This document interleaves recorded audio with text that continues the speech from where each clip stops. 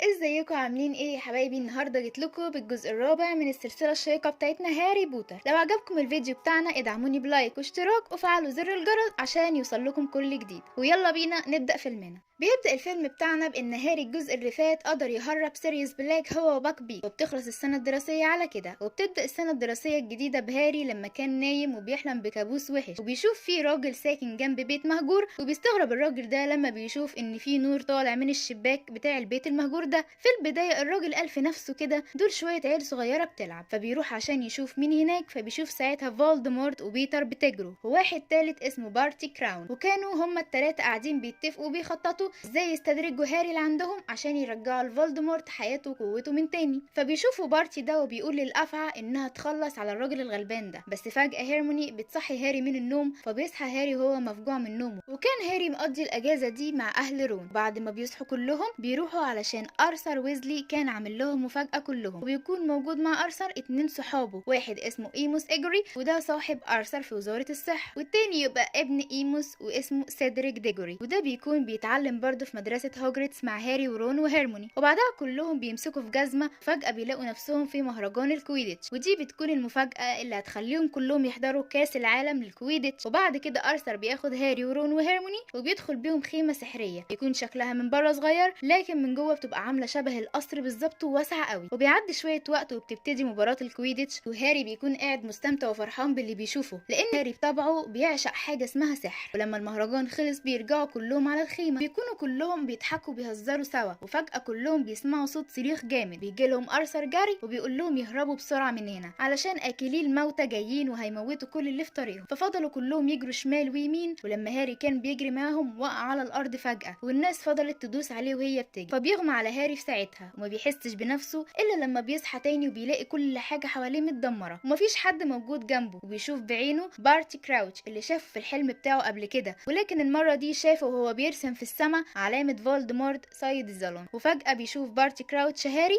وكان رايح يمسكه، لكن رون وأرثر وكان جاي معاهم كمان رئيس مكتب تعاون السحر الدولي، فبيطمنوا على هاري وبيقولوا له ان كل اكلي الموتى دول بيبقوا اتباع فولدمورت. فبيخاف هاري جدا وبياخدوا بعضهم بعدها وبيروحوا يركبوا القطر اللي رايح المدرسة لان السنة الجديدة بتكون بدأت. ولما وصلوا المدرسة ساعتها بيقول لهم ديمبلدور ان السنة دي هتكون مختلفة شوية عن اي سنة قبل كده، هنستقبل مدارس جديدة تانية هتكون معانا. وطبعا يا حبايبي ما تتفاجئوش ان في مدارس تانية للسحر، لان فعلا بيكون معانا مدرستين. اول مدرسة معانا بيكون اسمها بوباتل للسحر، ودي بتكون مدرسة كلها بنات والمديرة بتاعتهم اسمها ماكسيم، والمدرسة التانية بيكون اسمها دارل سترينج وكلهم بيكونوا شباب بس، والمدير بتاعهم بيكون اسمه ايكور كاركروف، ودول كلهم هيبقوا معانا في المدرسة السنة دي عشان المسابقة الثلاثية للسحر. واللي بيشرف على المسابقة بيكون اسمه كراوتش، وبيقول كراوتش ويحذر انه اي طالب تحت ال17 سنة انه يشارك في المسابقة دي، لان المسابقة دي بتكون خطيرة جدا وصعبة ومن كتر خطورتها ممكن تموت بسببها. واللي بيكون عايز يشارك في المسابقة دي بيكتب اسمه في ورقة وبيرميها في النار السحرية، ولما بيخلصوا كلام بيدخل عليهم واحد اسمه أليستر مودي وده بيكون وزير الدفاع وبيبقى بدراع واحدة. وتاني يوم بتبدأ أول حصة في السنة الجديدة مع البروفيسور أليستر مودي، وبيبدأ يدربهم ويعلمهم تعويذة اسمها التعويذة التي لا تغفر، ودي تعويذة بتكون صعبة جدا زي القتل والتعذيب والتحكم في الإنسان. وبعد ما خلصوا الحصة راحوا كلهم وبدأوا يقدموا على المسابقة ويحطوا أساميهم في النار عشان تبدأ النار تختار واحد من كل مدرسة، لأن زي ما قلنا في البداية إنها مسابقة ثلاثية للسحر. وبعد كده كلهم بيقعدوا وبيستنوا الأسامي اللي هتخرج من النار، وأول اسم بيكون من مدرسة بوباتل وبتكون بنت اسمها فلور، والاسم التاني بيكون من مدرسة دارل سترينج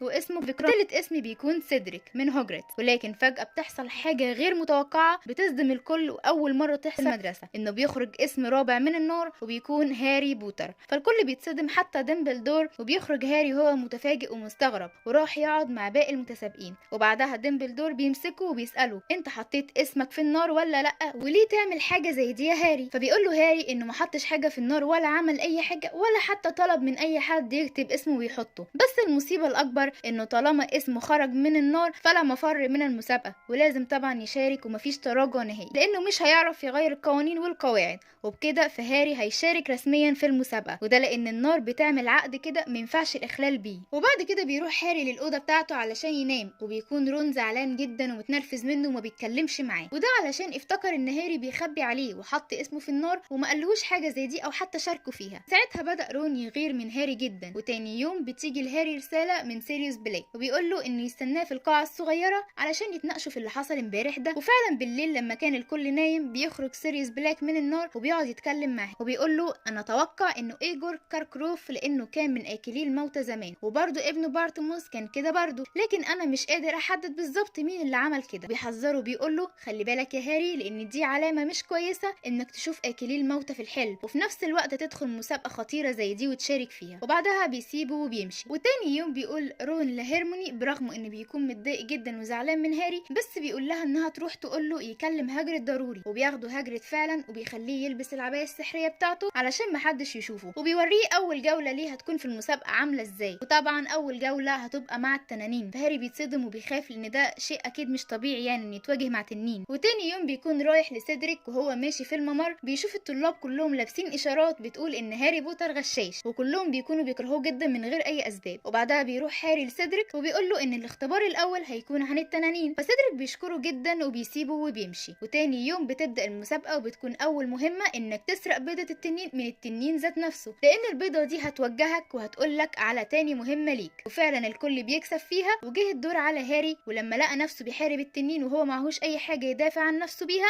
فعمل تعويذه خلت المكنسه السحريه بتاعته تجيب، فركبها هاري بسرعه وفضل يطير بيها من التنين لغايه ما فاز واخد البيضه بتاعته. والكل ساعتها كانوا فرحانين بيه جدا وطلبوا منه ان يفتح البيضه بنفسه عشان يشوفوا جواها ايه. واول ما فتحها هاري راحت عملت صوت غريب ومزعج جدا وعالي فقفلها من تاني. وبعدها بيروح لرون وبيتاسف له وبيتصالح لانه عرف من المسابقه ان ده مش منظر واحد عايز يشارك في حاجه زي دي نهائي ويخاطر بنفسه. فجاه وهم قاعدين بياكلوا بيجي رون طرد غريب من امه وبيكون فيه لبس قديم وغريب، فقعد الكل يتريق عليه ومحدش كان فاهم اي حاجه. بس جت بعد كده الاستاذه ماجوناجل وبتقول لهم ان كل فتره بتكون في حفله رقص في المدرسه وبترقص فيها المدرسه كلها، وده معناه ان لازم كل ولد يختار بنت عشان تكون شريكته في الحفله، وفي وقت صغير بس بتكون 3/4 البنات اختاروهم شباب تاني، وفضل هاري ورون زي اليتامى ماشيين مش لاقيين ولا بنت يختاروها عشان بيكونوا مكسوفين جدا. فرون بيروح لهيرموني وبيطلب منها تروح معاه الحفله بما انه بيحبها اصلا، لكن هي اتعصبت عليه جدا ومشت لان في واحد طلبها قبليه فوافقت على طول لما لقت رون طول جدا في المده وكان متردد يطلب منها حاجه زي دي. فاما ابننا هاري بقى كان بيحب واحده اسمها تشو وراح يطلب منها بس هي برضو بتكون اتاخدت من سيدريك كان سابقه بخطوه وخدها منه فهو كمان اتاخر. فهاري ورون لما لقوا الحفله خلاص هتبدا وهم لسه ما اختاروش اي حد راحوا اختاروا اي اتنين وخلاص وراحوا بعديها الحفله. هناك بقى عرفنا ان هيرموني اختارها وفيكرام فبيشوفهم رون وكان ميت من الغيره والغيظ لما بيشوفهم سوا. وبعد كده بتبتدي الحفله وكلهم بيرقصوا سوا حتى ديمبلدور كان بيرقص مع ماجوناجل. وبعد شويه وقت بتخلص الحفله وكل واحد بيرجع اوضته من تاني. وتاني يوم بيقول هاري لهيرموني ان المهمه التانيه قربت جدا وانه ما يعرفش ايه اللي جوه البيضه اللي معاه. بيقول لها كمان انه كل لما يفتح البيضه دي بتعمل صوت مزعج جدا وغريب. فبيجي سيدريك كده في نص الكلام وبيقول له انت لو عايز تعرف ايه اللي موجود في البيضه روح لاوضه الاستحمام الكبيره وخد المكعب ده هناك. فعلا لما راح هاري هناك وحط البيضه تحت الميه وفتحها بيسمع صوت جميل جدا طالع منه وبيقول له ان احنا اخدنا منك حاجه تحت الميه ولازم تلاقيها خلال ساعه واحده فقط. فبيروح هاري لهيرموني بيقول لها عرايس البحر هياخدوا مننا حاجه ولازم اشوف طريقه تخليني افضل مستحمل لتحت الميه لمده ساعه بس من غير ما اموت عشان اعرف الاقي الحاجه دي. فبيجي البروفيسور أليستر مودي ويبعد الكل عن هاري عشان يستعد ويجهز نفسه لبكره وساب بس معاه نيفل وده بيكون صاحب هاري عشان يساعده. فبيقول نيفل لهاري انه يعرف نبته سحريه هتخليك تتنفس تحت الميه لمده ساعه من غير ما تموت. فبيفرح هاري جدا بيها. وتاني يوم بياخد هاري النبته من نيفل كلهم اخدوا استعداداتهم وبيبدا المهمه التانيه وبينطوا كلهم في الميه وبيلاقي هاري ان النبته عملت له خياشيم زي السمك بالظبط ولقى نفسه برضه عارف يتنفس زي السمك واخد بعضه وراح يدور على الحاجه اللي ضايعه منه. وفي نفس الوقت فلور معرفتش تكمل المهمه لان عرايس البحر هاجموها فانسحبت. وهاري بعد ما مشى بحبه حلوين عرف ان الحاجه اللي ضايعه منه هي صاحبه رون وضايع من فيكرام ده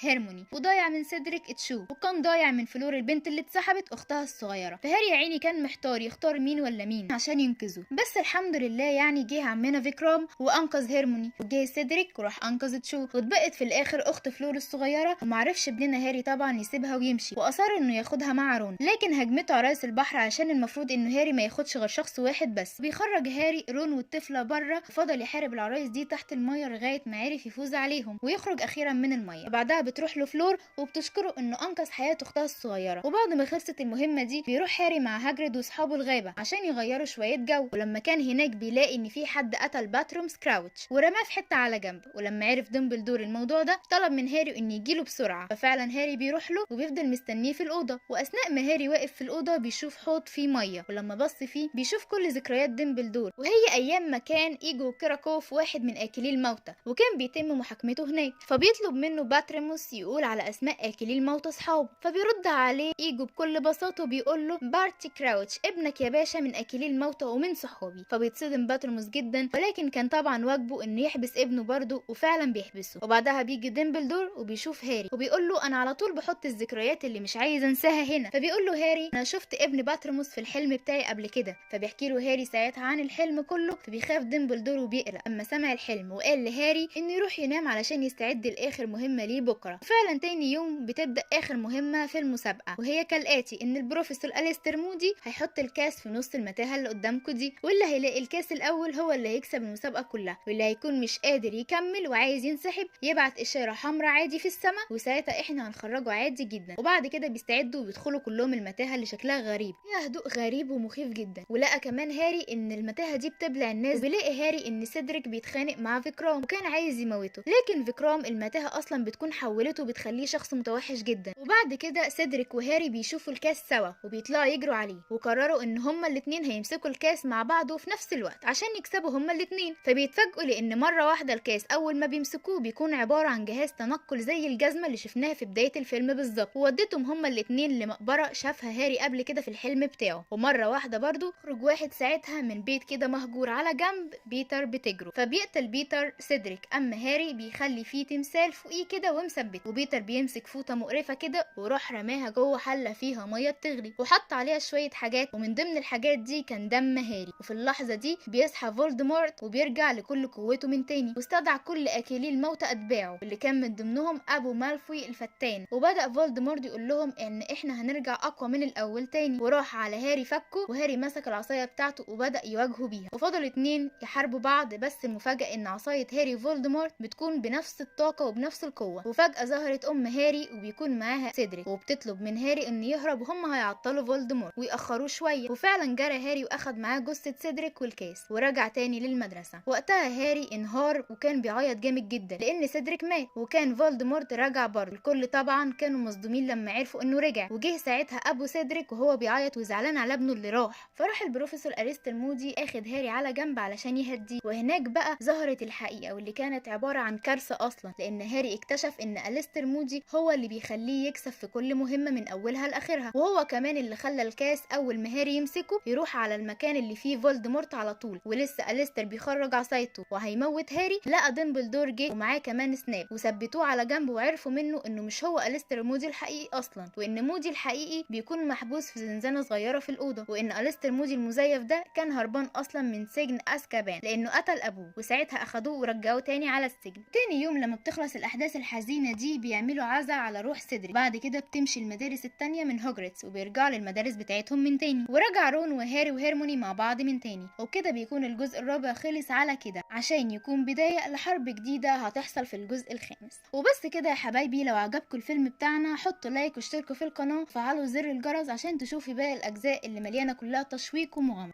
واشوفكم في الجزء الجاي على خير باذن الله. سلام.